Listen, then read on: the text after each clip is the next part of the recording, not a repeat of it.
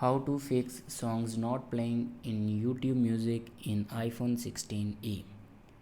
So let's start the video. First of all,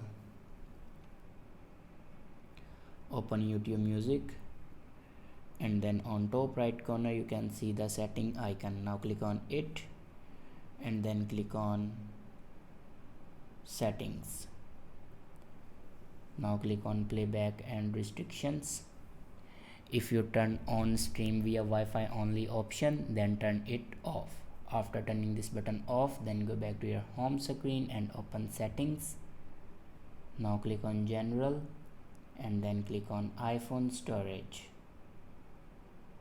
Now scroll down and click on YouTube Music. Now here you can offload your YouTube Music and then click on reinstall app. After reinstall your app, your problem will be fixed. I hope this video is helpful for you. Thanks for watching.